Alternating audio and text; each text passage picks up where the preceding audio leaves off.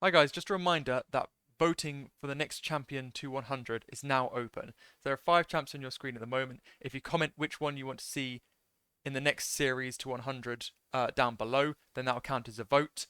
You can vote on once on every single video until the announcement.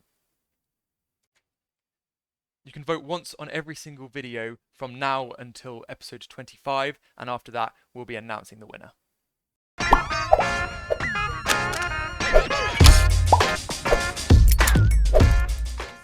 Hello and welcome back to episode 20 of Ekko to 100, where I try to prove to you guys that you can master any champion within 100 games. And this marks a fifth of the way through our challenge. Woo!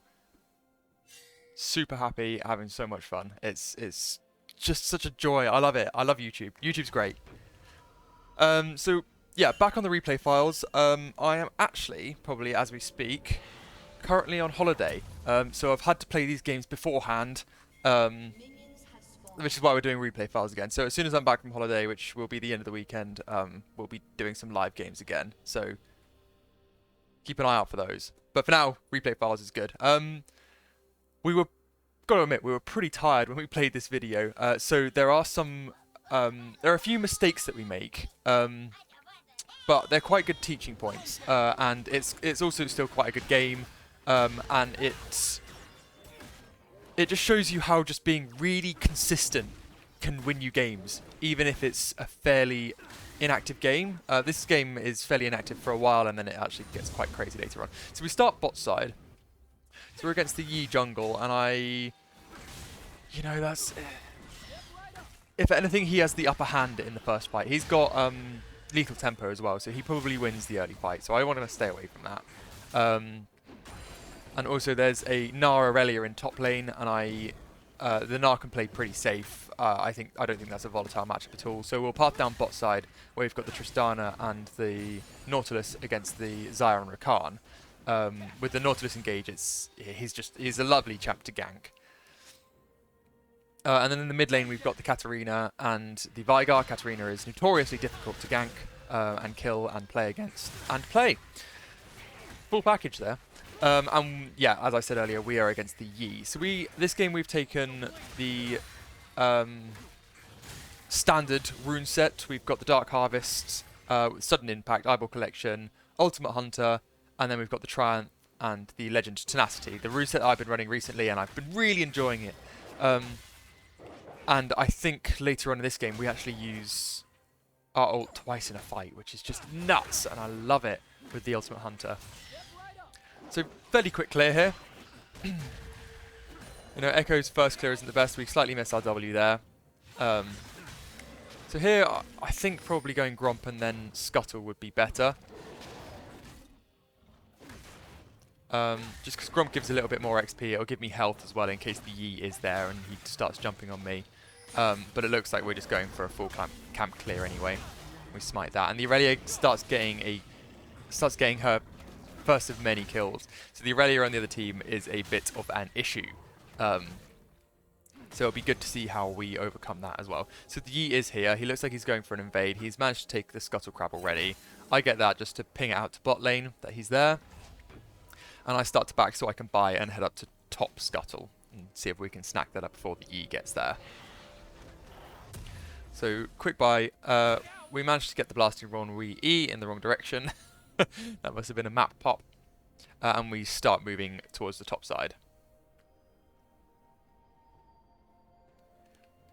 So yeah, just I believe that was a reminder at the beginning of the video, but just in case you guys skipped forward a little bit, the 5 champs that you'll be able to vote for me to play to 100 are out now. So if you comment on this video saying which champ you would like me to play, that will count towards one of quite a few votes that you guys get. So we get to the top Scuttle here. We unfortunately predict double W and miss it. This is what I mean by saying I was pretty tired when I played this game. And we don't have Smite up to pop it, but we do take that pretty quickly. So we're just going to hover here for a second, just in case this Aurelia wants to go in. And if not, we can always take our Krugs, which is what we do. So we smite that. Get rid of the big Krug. Big Krug does a stupid amount of damage, so we want to get rid of that as soon as possible. And then we Q that. So game state so far, it's looking okay everywhere. We're slightly behind on farm everywhere apart from the jungle and the support, if you count that. And we are 1 kill down, but so this is the thing actually. So if you look at this, you think, okay, we're fairly equal in this game, but they are currently 600 gold ahead. So 600 split between 5 champs isn't that much. It's just over 100 gold, but currently they are playing more consistently than we are.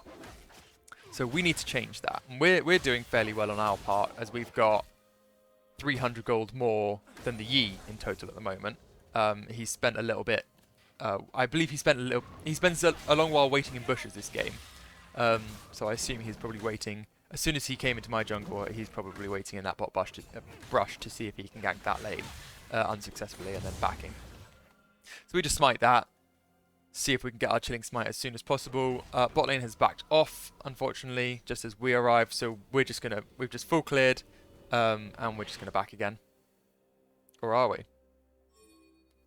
Ah, no, I've seen an opportunity here. So I saw the bot lane back. I predict that the Yi is somewhere in top side, potentially moving down. I reckon he's probably on his chickens now. He doesn't seem to be the most competent, and my team have moved first, so I think we can just snack this dragon out. We've got control ward here as well, so we know he doesn't have any vision. And I also ping the bot lane so that they start coming up. So early dragons, pre-6 on Ekko. To be honest, pre-first item on Ekko is pretty tricky. You need pretty much your whole team there if you're going to do anything. But if you do manage to get the early dragon, it's just, you know, you're pretty much set up. And if you don't know, in the recent patch, so we moved down here for the bot lane gank. The Nautilus gets a really good hook. The Rakan goes in. We get instantly rooted by the Xayah. We flash EQ the Xayah. She is now dead. Wonderful. We get our passive proc off on the Rakan. We get the Dark Harvest proc, and the Yi turns up. And unfortunately, we get the flash out the Yi there, I believe, and unfortunately we die. I think that if the Tristana had gone in a little bit harder, we could have won that.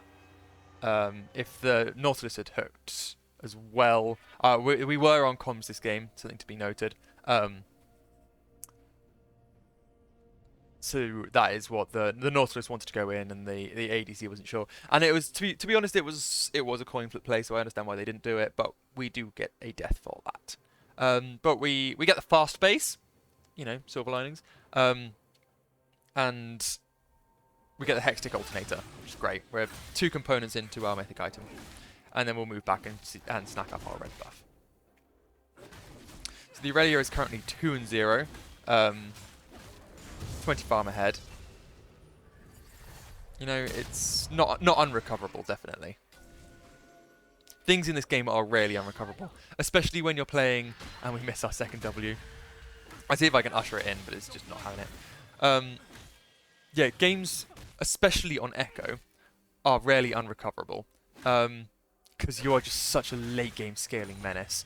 Na's the same. Na's team fight oriented, so until we hover here to see if we can get anything on the Katarina, but we decide against it because she can just E away. Yeah, Ekko is such a late game scaling menace that it doesn't really matter how far behind you are in the early game, as long as you're consistently getting your farm and your XP and you know, whatever gold you can. I either E over here to see if I can catch anything. Just pick up the cannon minion because the Veigar's not going to. Yeah, as long as you pick up as much gold and XP as you can, you know, it's rare that you don't do ridiculous amounts of damage in the late game. And we've also got the Veigar, who is infinitely scaling, so that'll be good for late game. We see the Yi in top lane here. We could potentially invade here.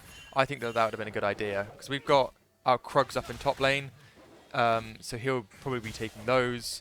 So we want to be going into his jungle to get that. But we avoid our blue. I say avoid. We go straight past our blue because it looks like the bot lane is fighting. And I've pinged out that I'm on my way. It's looking good. They do manage to succeed actually before I get there, which is good. You know, we want some winning lanes. As you got a sneak peek of where the Yi was there. Then we move back to our blue buff. So I think we saw the Yi moving through mid lane, see if we can get anything off there. So we actually know he's in his bot side now. So we'll just go and you know, we moved there just in case the bot lane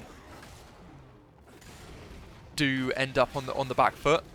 Because if I'm there, then you know it's a 2v3 and we should win that straight away. And even if the bot lane get a double kill, you know, I should then be able to pick up the remains. So they're fighting again here, so I just want to move down and make sure that everything's okay. And I think that we come across the Yi in a moment. So we move in, get our W, we get the shield, we don't get the stun, that's fine. We E, we get our passive proc, we blue smite. The Nautilus goes down, which is really unfortunate. We have a good ult, managed to get both of them. Perfect. Yeah, that ult was really good. We were waiting to catch up, and I knew that I could catch both of them in it if they kept chasing. So as soon as I saw that, you know, that's pretty much game over. You know, I get all of my health back. I reposition to a place that I want to be, and I get, what is it, level 1? It's like 300. Yeah, just under 300 damage worth on both of them, which is really, like, Ekko ult is probably the most ridiculous and wonderful ability in the game. Hard to master, just so much fun when you get it right. And we see the Yi here. We are a level up on him, and we are also 22 farm up on him, which is really great. 22 farm up on him, and 3 kills as well. So we've been participating more. Not only farming more, but participating more. And as Ekko, you don't really expect that on a Yi. You know, his full clear is so much faster than mine. But we'll take any advantage we can get. And the Aurelia is starting to snowball pretty hard now.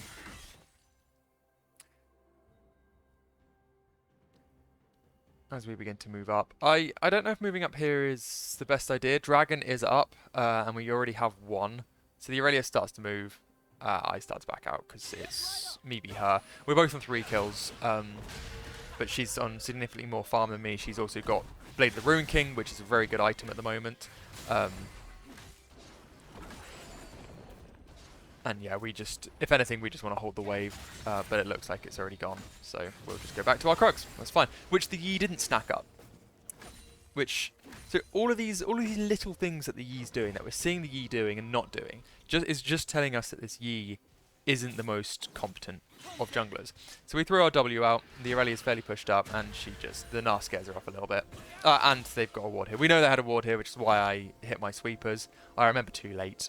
I remember this happening. The Aurelia looks like they're going to back off. The Veigar is moving up.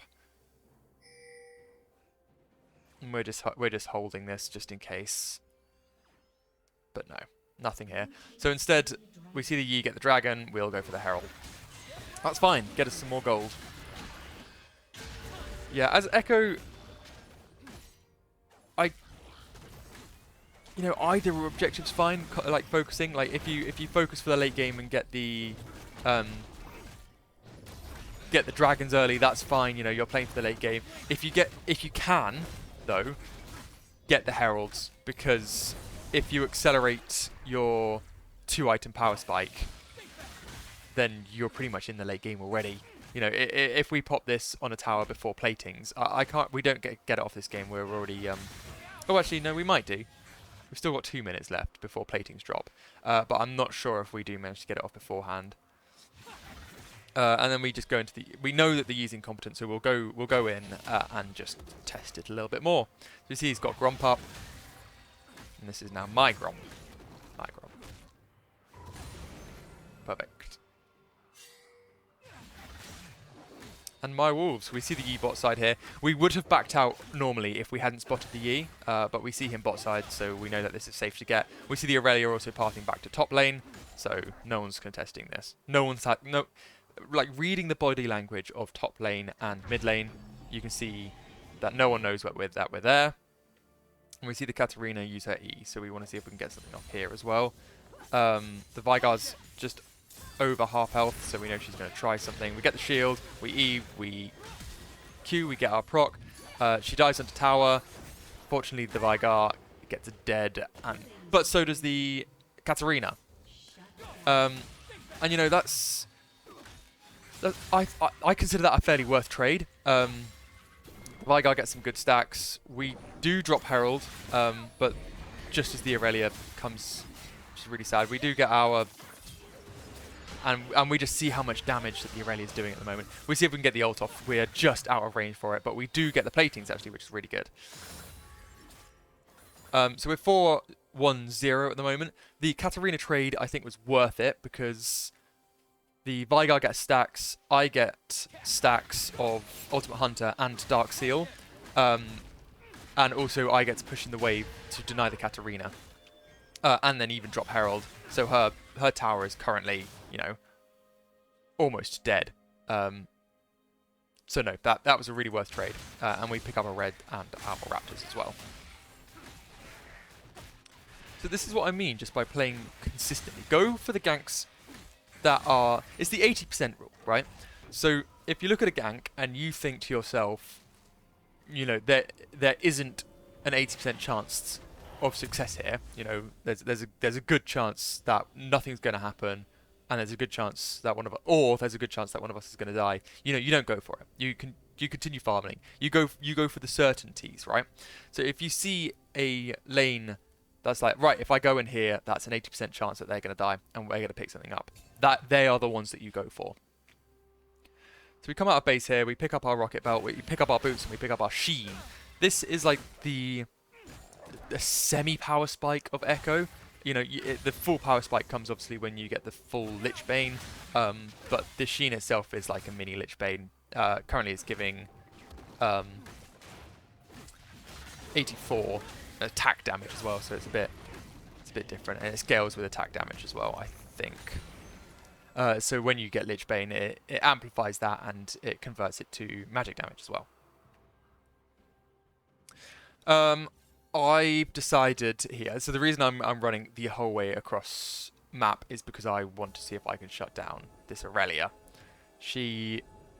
If we let her continue like she is, it's dangerous. We see the ward there. We go straight past it to see if we can still get the Aurelia. I want the scuttle grab, but unfortunately the Aurelia does see us already. So we'll just invade here. See what we can pick up. We should know that that's down because we were the last ones to pick up the Grom. So that's what I mean by these little mistakes. We don't make as many mistakes as the Yi, which is why, you know, we're ahead of him. We're ahead of him on farm, and we're also ahead of him on kill participation. You know, we have 50% KP at the moment, and he has no kill participation at all. So, I'm not sure what I'm doing here. It looks like I'm waiting for Dragon to spawn. We see the Yi there. See the control ward. Unfortunately, the Nautilus misses his hook, but I think we can go in here anyway. Just managed to get that ward. And the Veigar's roaming down as well, which is really nice. Yi should know I'm there. Don't know what his game plan is. We E forwards. Get the Dark Harvest proc. We get a decent ult off. Get the E as well. I think the Veigar ult just gets that. We get ulted by the Aurelia. We walk into the daggers, and she's just doing so much damage. She gets the shutdown on me. That's awful. She is 5-0-2 at the moment, with 50 more farm. But the Nara is managing to get the tower here, which is good. And for some reason, so everyone else has gone for Dragon. I think what they should have done is they should have got this tower first, and then all gone for Dragon. Because I'm not even sure they get the tower. It's just really funny. So we get the first tower because of Zaya's negligence. And the Yi died, so they all back off Dragon. You know, they do get a shutdown off us, but it could be so much worse. You know, they could have got the Dragon and a tower for that. Instead, they didn't convert any of the kills that they got on us there into any objective. Which is exactly what you're looking for. When you get a team wipe like that, or I think they got 3 or 4 of us, you convert that into objectives. There's nothing opposing you from getting towers, from getting dragons, so do it. So we're coming out of base with Lich Bane. We can see the Rakan and the Yi, and we think we can do something here. So they move back onto Zaya, which is a good choice here, and I'm there to zone. See if I can get a kill on the Yi or the Rakan if I can. But we get the Xayah, which means that we get the Dragon as well. We do have to be careful. I drop a pink ward there because the Aurelia is up there. I think we can burst this faster because we've got Smite and they don't at the moment with the Yi down. So they flash in. I want to keep my distance here. I drop my W. I go straight for the Katarina. I just confirm the kills that I can. Fortunately, she has Zhonya's. We ult. Good ult. So we're getting some good ult damage off here, which is really nice. And also, we get a nice shutdown on the Aurelia. So my team did a really good job of just CCing her and staying there. And the Yi just showing his competence again. We did actually blue smite the Aurelia just to make sure that she couldn't jump or run to anybody. I saw her use her Q, so that would have been on cooldown, and I just wanted to slow her as much as possible. But luckily we managed to burst down the dragon for the Yi anyway. So if the Yi had been in that fight, it would have probably been very different. I thought this was the Rakan, which is why I'm going so far in on that without my ult. But we just back out here. We're too low. If the Rakan jumps in and CCs me, I'm dead. So we'll just get this instead. Miss a Q. That's what I mean by tiny little mistakes. But we're 6-2 and 4, so we're doing very well. We probably have our Lich Bane in base at the moment. Yes, we absolutely do. We've got 2,000 gold in the bank. But we just want to get some resets on these, on some of these camps, and get our red buff as well. We probably should back now. We should back when our team backs. You know, currently there's actually, you know, it's not the worst decision. I think if we clear the top side and then back and then go bot side, it's actually probably quite a good decision. So snack all this up.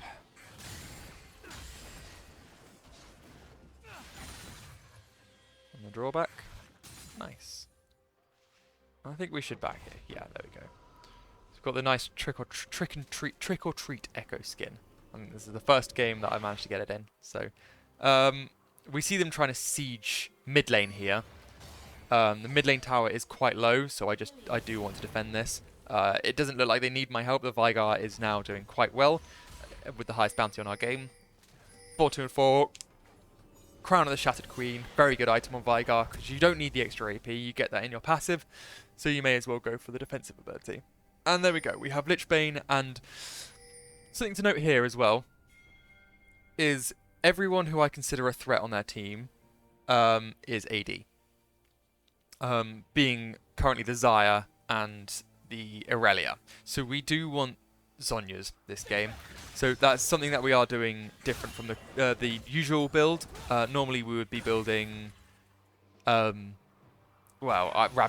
or Shadowflame here, you know, a mega AP item. And we give our blue buff to the Veigar here as well, just to give him an upper hand. I don't need it. I'm fairly far ahead. The Veigar's doing well, so the more stacks he gets, just the more we're confirming that late game win. And here we'll move top side as I can see 3 members up there just against the Gnar. The Gnar has been tower dived doved, however you want to say it. And I think if we move up and get some good CC on whilst they're on a tower, then we'll be fine. The Veigar does TP as well, as bot lane rotate to mid lane. So this is really good macro here. Unfortunately, we don't get anything out of it though. So, you know, and they start to move. So this is something that they just keep doing. They want this mid lane. Nautilus misses the hook. If the Nautilus had auto attack there, got the root off and then hooked, that'd have been so much better. I'm just going to snag this up. I don't think a proper fight's going to break out here, so I just want to capitalise on the gold where I can.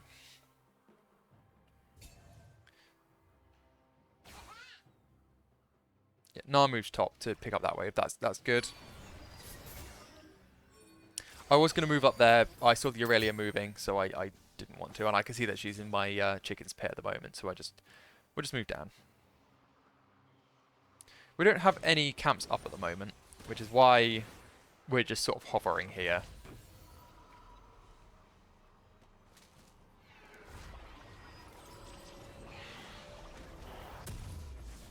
So we back. I don't don't know if we should have backed there. You know, the only thing we picked up was the cloth armor. It is pretty helpful, but probably not more helpful than the tempo would have been if I'd stayed on map. I suppose we weren't gone for very long, and the Cloud Soul did help. Not Cloud Soul, the Cloud Map did help me get on the Rift faster as well. I think. So we've got not the best pink ward because they can auto that over the wall if they just drop a stealth ward, and we're just waiting on Dragon here. See if we can pick up the third Dragon of this game. So we can see them moving up, so we know that they're going to assault us from the top. The Nautilus should be moving up and getting ready. I don't really understand why they're the furthest back. And the Vygar's up front. Just a bit cautious, I think. Dragon's getting some good poke off on them, and then resets, which is good. And we see the Aurelia bot lane, and I think our team's a bit confused here. The Vygar goes straight top. I think top is the best shout here. The Zai gets a really good ult off on us. We ult back, but we ult back obviously the wrong way. We don't get to choose the direction and we go down as well. Gnar gets a wonderful ult. I really wish he had done that when we were all alive. But we managed to come up on top there. We're really good. And the Gnar is back in it as well. So this is what I'm saying. If you're losing early against the Aurelia, don't worry too much. You know, just play for the late game. And these two members will be able to pick up this Dragon as well, as long as they share some damage, which they do. That's perfect. Good plays. So yeah, I think if the Gnar had used his ult earlier, I think if we had also positioned and moved up to the fight earlier as well, rather than the Vygar running in first, the Nautilus should have definitely, or the Gnar should have definitely gone in first there. Then it would have been better. But we do get an extra death there. It's very unfortunate. But we did what we could, and we do now have the Zhonya's as well, which is very helpful. We'll move into our red buff.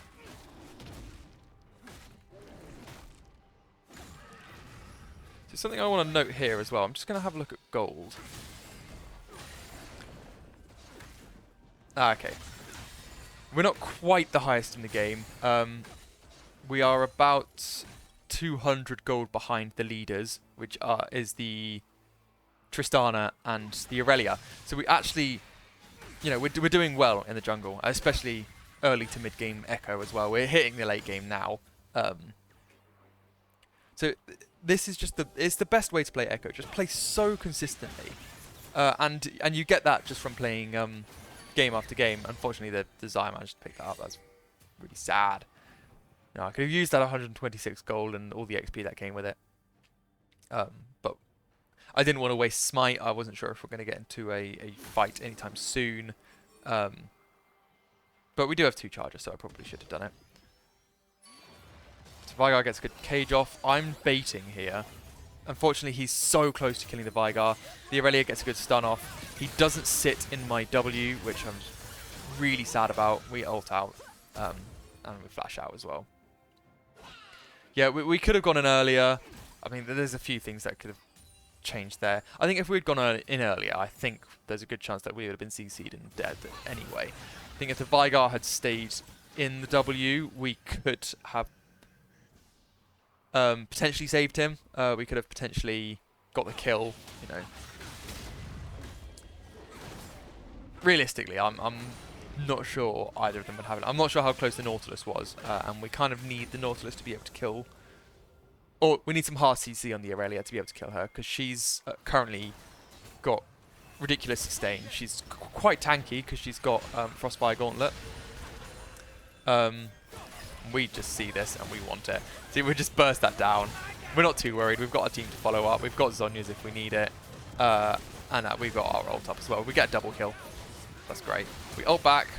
We unfortunately don't get the damage on the Yi. But with the Nautilus and the Tristana. Oh, the Nautilus actually goes down. That's really sad. But we do get the double. Here is Aurelia. I want to move out. I just want to get that big burst down. And our W doesn't quite come down before the Aurelia manages to get the kill. But we do get an ace, and we do get this tower as well. Okay, coming back on to the Rift now. So this is what I mean by kill conversion. So from that ace, we managed to get the tier 2 tower here, we managed to break base, and we managed to do half the damage to the inhibitor. So that's exactly what you want to do when you get a kill or more. You know, you want to convert that into something that's going to get you closer to the enemy nexus and winning this game. So whether that be dragons, barons, Rift heralds, whatever. So we get some good chain CC off on the Katarina here. I should have given up on chasing that Rakan earlier, but we see the Xayah. Should be able to fairly easily get the kill there. That's nice. The Tristana managed to pick it up. I think Tristana ends this game with something like 97% KP or something. So the Yi alpha striked me. I wanted to see if I could get him into my W zone so that I could stun him as soon as he comes out, but it doesn't matter because we get a kill anyway. As the Nautilus kindly preps the Scuttle Crab for me, and all 5 of us are here for the Dragon Soul. Amazing. You know, Cloud Soul's gotten a big buff recently. It's the only soul to have been buffed, and it's the only dragon as well to have its passive stats doubled rather than you know, it's been buffed by 200% rather than 150% like every other dragon. We snack that up. Not sure about farming our jungle here. We should probably be up with the rest of the team. Maybe we just need a little bit extra gold for what looks like the Shadow Flame. So there's only, from what we can see here, no one's really respecting the damage we're doing. Let's go Shadow Flame because no one's building a lot of MR. There's a little bit on the Aurelia, but not really enough. And it looks like the Yi is going... Is that Randuin? Not Randuin's. Yeah, Randuin's Omen. Which is more of a armor crit defense item than an AP defense item. So they're sieging mid lane again. Deja vu. And our team now is winning 4v5. They've seen that I'm coming in. I don't think that they were paying attention, or maybe they were because they do back off. So we just go back, get this ward, make sure it doesn't happen again. I pretend. Okay, I fake going to chickens, then I actually go to chickens. So if you don't know, stealth wards, even after they're destroyed, they still give vision for 5 seconds. So the Yi is dead. I make the call to go to Baron. Unfortunately, I think we see in a second they have vision. Yep, so they are currently moving up. We are bursting it down quite quickly though, and we do have soul, and they don't have a Yi. So we win the smite fight. There we go. Nash is ours. Then there's a good Xayah ult, a good Katarina ult, a really good Aurelia ult, another good Rakan ult, and you know, I'm not quite the last man. Actually, am I the last? I flash out.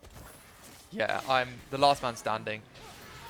I go back in, which is just foolish. If my W had been down earlier, then we would have won that fight against the Aurelia. But you know, we lose Baron.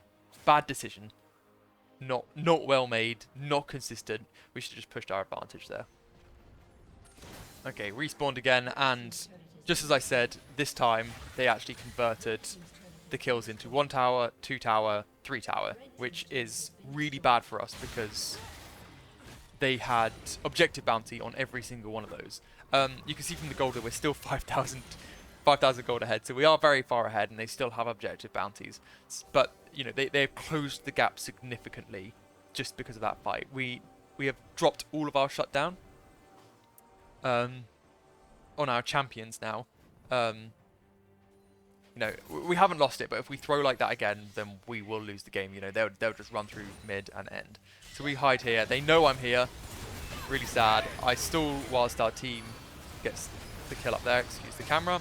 I ult, I eat out, and I Zhonya's as well. So we actually ended up coming out of that pretty unscathed. We have now used Zhonya's and ult. But like I said, our ult is back in 15 seconds from now. So we will manage to use it twice this fight, which is just insane, and I love it. We throw our W out preemptively. It's on a fairly short cooldown now as well. It's already up. So the only thing now we don't have is the Zhonya's. We managed to get the shot down on the Aurelia. I ult out because it's just a mess. But it's going really well. So we E forward and rocket bolt. We get creep blocked a little bit. We W. Nag gets a good slow. And there we go. We get the ace. And we are perfectly primed to end the game here. We're in mid lane. They don't have a tower. Let's get there in here. Oh, with that E Lichbane damage, I love just demolishing structures. Hang on, you should see it again here in a second when we start hitting the Nexus tower. So we wait for the cannon minion. Wait for the next wave. Clear this really quickly. Just throw a Q out. Nice and easy. And then wait for the minions. E. Dead. Bye tower. And we're just too strong, and the poor Xayah can't do anything on her own at the moment, and that is game. So that's how you win on Ekko. That's just play the most consistently you can, and you know this will come to you eventually. Anyway, let's take a look at the damage graphs. Okay, damage-wise, we do the second on our team with 26k. That's really good. The Tristana did a lot of damage, 40,000. Really, really well played. I think we are fourth in the game. The Aurelia was only just ahead of us by less than 100 damage.